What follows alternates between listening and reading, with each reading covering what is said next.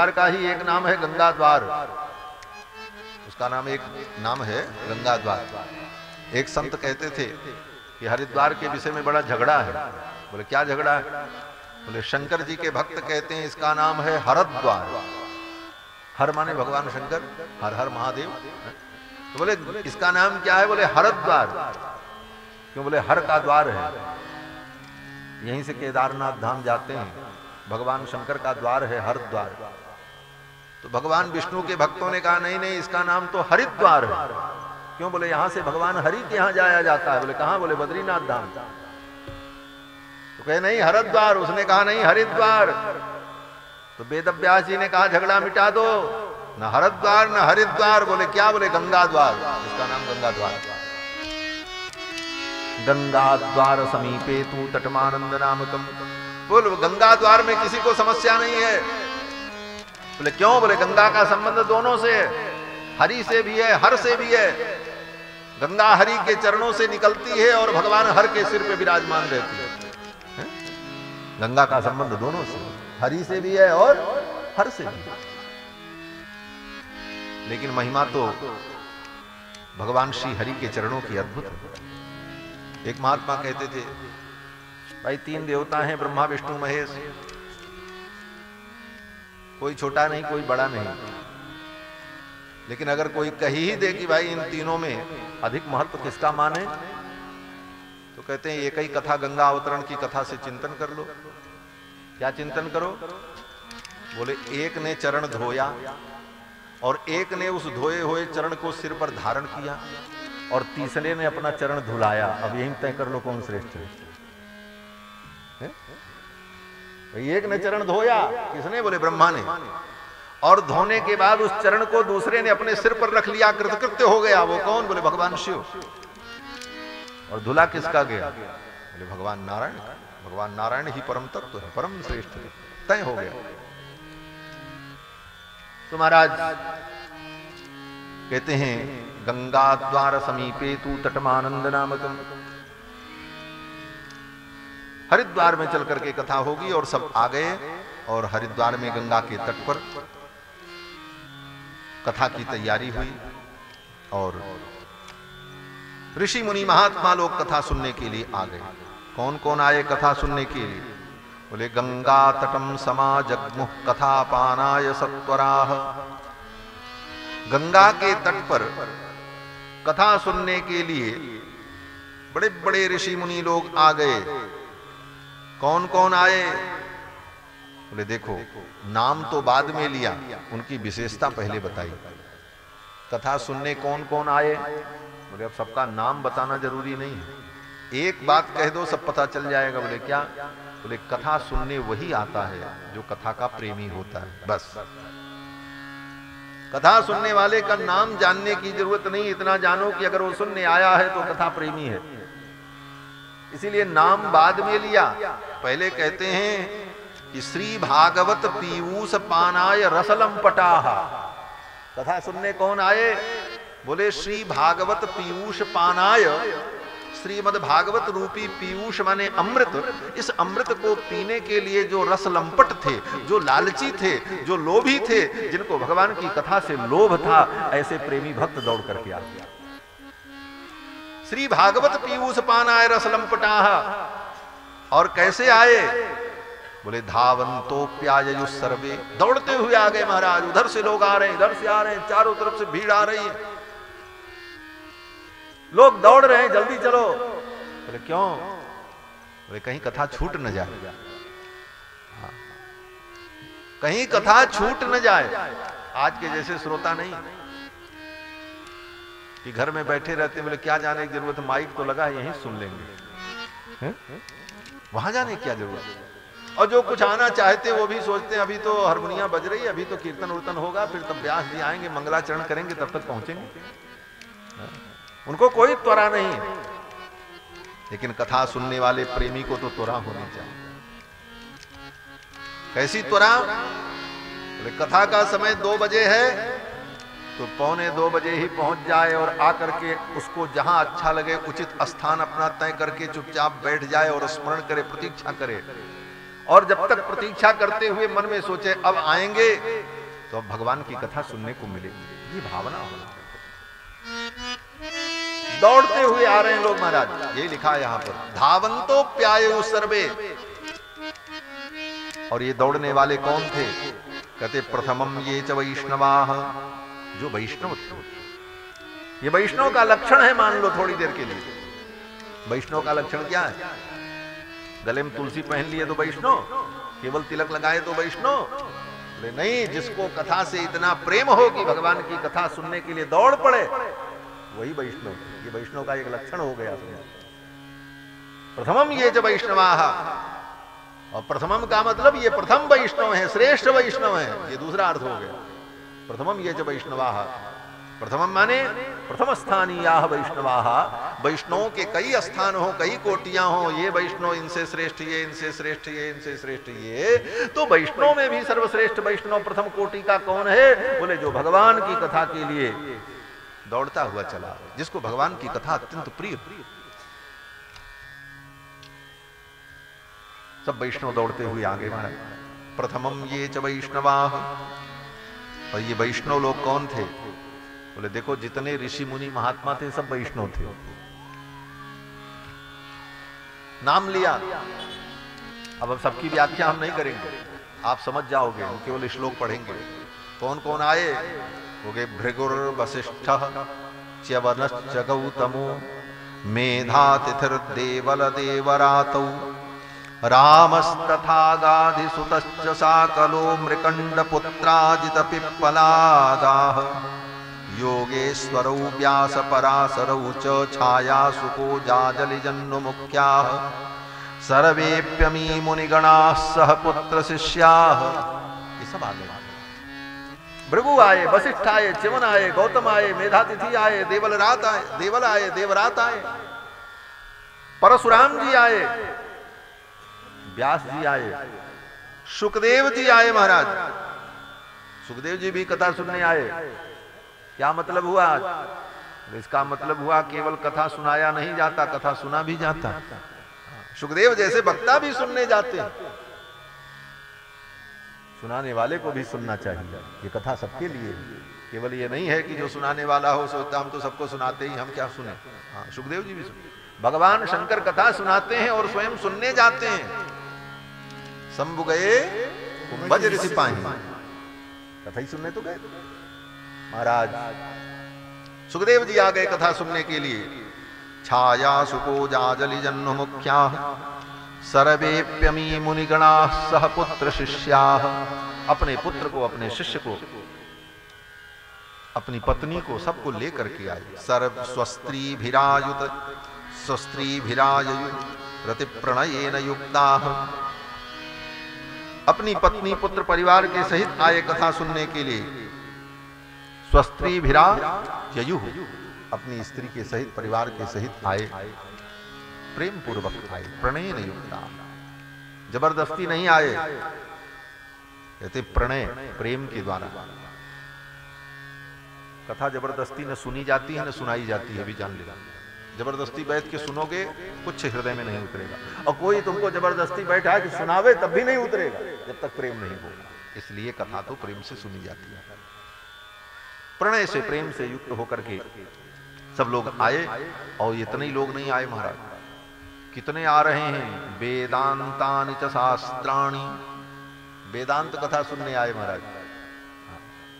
वेदांत, वेदांत माने ब्रह्मसूत्र, उपनिषद, ये सब कथा सुनने आए। वेदांत के जितने सूत्र हैं 525 सूत्र, सब कथा सुनने आ गए। अथा तो ब्रह्म जिज्ञासा जन्माद्यस्य यतः तत्व समन्वयात् शास्त्र योनित्वात्। ये जो सूत्र हैं ब्रह्म सूत्र, एक एक सूत्र मूर्तिमान होकर के देव रूप में कथा सुनने के लिए। वेदांतानि च शास्त्राणि, जितने शास्त्र थे कथा सुनने के लिए आए। बोले महाराज ये शास्त्र तो पोथी है, ये पोथी कथा सुनती है क्या? बोले मनुस्मृति, याज्ञवल्क्य स्मृति, महाभारत, रामायण, ये तो पोथी है, ये क्या कथा सुनेंगे? बोले ये देखने में पोथी है, इनके अधिदेवता हैं, ये तो इनका विग्रह है, इनकी मूर्ति है, लेकिन इनके अंदर जो विद्यमान अधिदेवत हैं वो अधिदैवत कथा सुनने के लिए आए। 18 पुराण, 4 वेद, 6 शास्त्र, मंत्र, एक एक अक्षर, ये सब देवमय है। सबका अपना अपना दिव्य स्वरूप है, सब अपने अपने स्वरूप से प्रकट होकर के कथा सुनने के लिए। वेदांतानि च शास्त्राणि मंत्रास तंत्रास समूर्तयः, जितने मंत्र जितने तंत्र सब मूर्तिमान होकर के कथा सुनने के लिए आए। बोले पुराण भी आए, कितने आए? 18 पुराण आए? कहते नहीं नहीं 17 पुराण आए। क्यों? बोले 18वें पुराण की तो कथा ही हो रही, 17 आए। 10 सप्त पुराणानि, 10 सप्त पुराणानि, 17 पुराण कथा सुनने के लिए आए।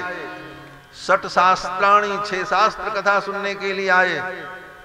गंगाद्याः सरितस्तत्र, गंगादि नदियां कथा सुनने के लिए आ गई महाराज। गंगा, जमुना, सरस्वती, कावेरी, कृष्ण, वेणा, तापी, गोदावरी, तुंगभद्रा, सरयू, कमला, विमला सब आ गई महाराज। हाँ, सब कथा सुनने के लिए आई। नदियां भी कथा सुनने के लिए दिव्य रूप से आ गई। पुष्कराक्षरांश, जितने पुष्कर थे, सरोवर थे, तालाब थे, सब आ गए। और कहते हैं नगादयो ययुस्तत्र, पर्वत आ गए कथा सुनने के लिए। विंध्याचल, हिमालय, मलय, ये जितने दिव्य पर्वत हैं, देवमय पर्वत, जिन पर्वतों का शास्त्र में वर्णन है, सब दिव्य रूप से कथा सुनने के लिए आए। अब बचा कौन? सब तो आ गए। पर्वत आए, पहाड़ आए, नदियां आई, देवता आए, ऋषि आए, मुनि आए, शास्त्र आए, पुराण आए, वेद आए, मंत्र आए, तंत्र आए। बचा कौन? बोले बच गए कुछ लोग। बोले कौन? बोले वो अहंकारी लोग थे, अभिमानी लोग थे, वो लोग कथा सुनने नहीं आए। जिनको अभिमान था, किस बात का अभिमान? बोले अपनी गुरुता का अभिमान कि हम श्रेष्ठ हैं। गुरुत्वात् तत्र नायातान, नाम नहीं लिया उनका कि कौन लोग थे वो। क्यों? बोले जो भगवान की कथा सुनने ना आवे ऐसे व्यक्ति का तो नामो नहीं लेना चाहिए, इसीलिए वेदव्यास जी ने नाम नहीं लिया। जो आए उनका तो नाम लिया, वेद आए, पुराण आए, सब आए, लेकिन कौन नहीं आए उनका नाम नहीं लिया। कहते हैं गुरुत्वात् तत्र नायाता, वो अपने अभिमान के कारण, अपनी गुरुता के कारण, उनको लगता था मेरी ग्रेविटी बहुत ज्यादा है, हम तो बड़े गंभीर हैं, हम वजनी लोग हैं, हम क्यों जाएं सुनने के लिए, इतने हल्के बन जाएं। हाँ, नीचे बैठे जा करके, महाराज ऊपर बैठ के सुनाएंगे, हम नीचे बैठे। उनको अभिमान था, नहीं आए। भगवान की कथा में वही आ सकता है जो व्यक्ति अपने अभिमान को छोड़ दे। अभिमान व्यक्ति को रोक देता है। और अभिमान किस बात का? बोले अभिमान भी कई प्रकार का, जाति का अभिमान, धन का अभिमान, विद्या का अभिमान, पद का अभिमान,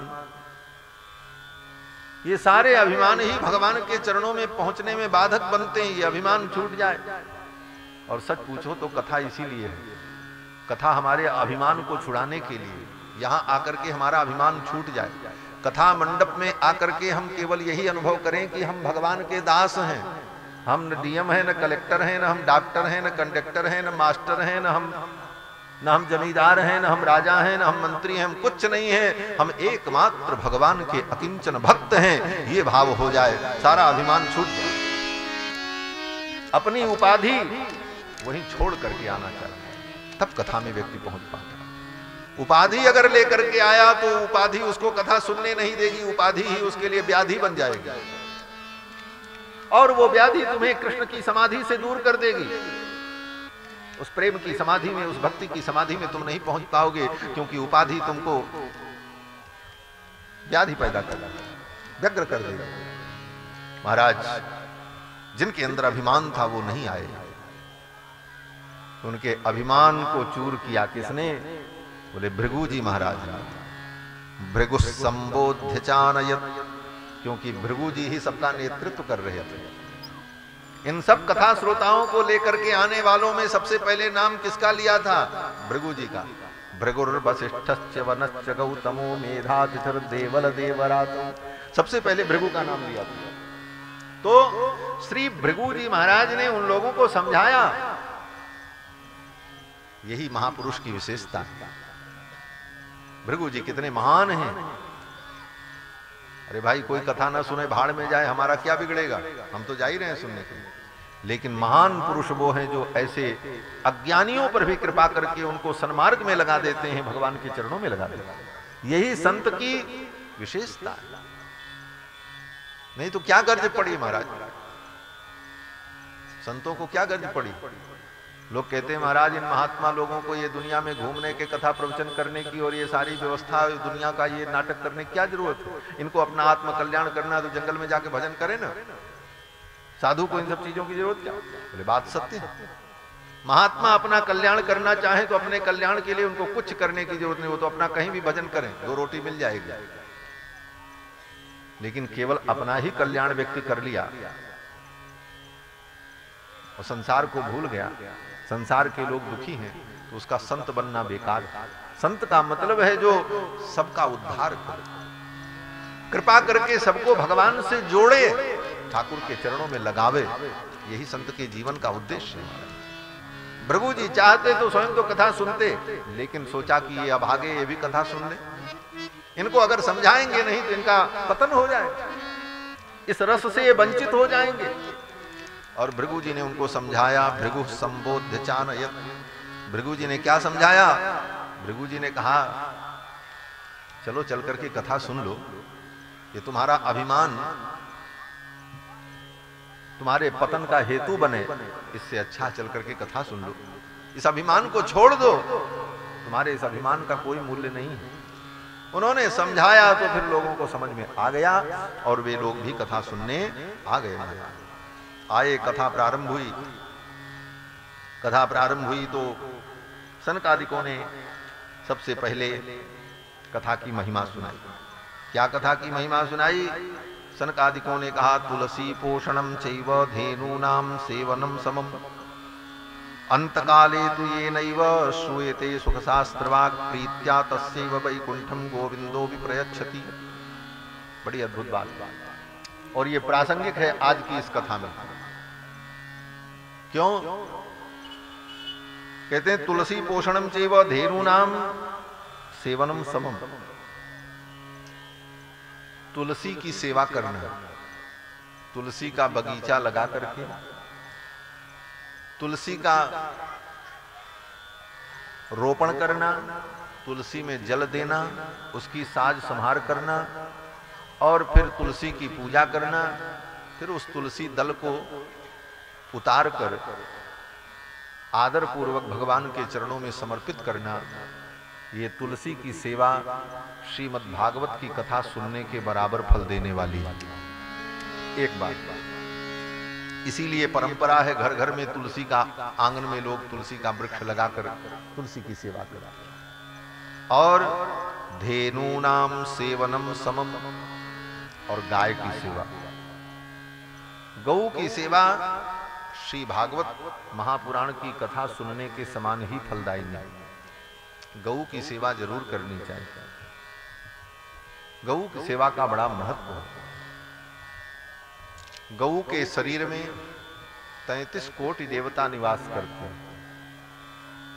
33 करोड़ देवताओं का चलता फिरता मंदिर अगर कोई है तो वो गौ माता है। गौ माता है।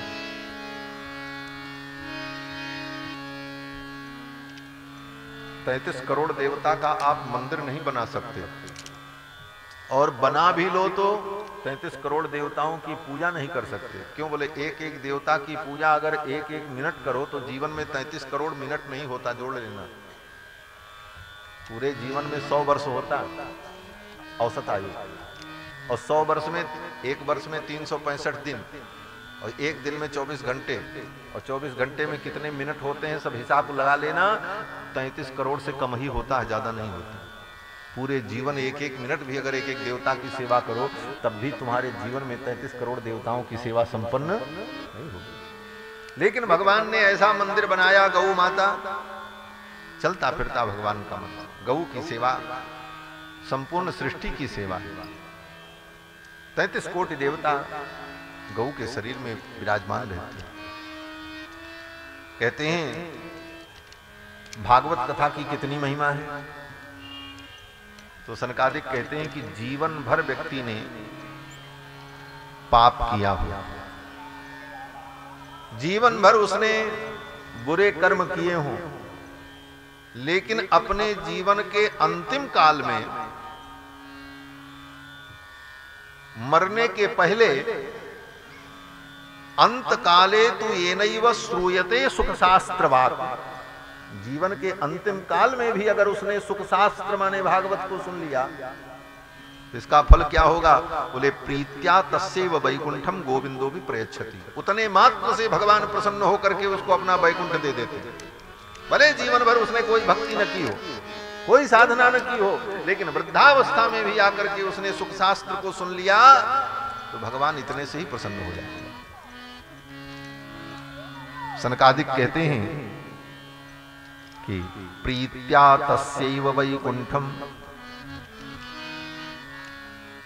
गोविंदोपि प्रयच्छति, भगवान गोविंद उसे अपना वैकुंठ दे देते।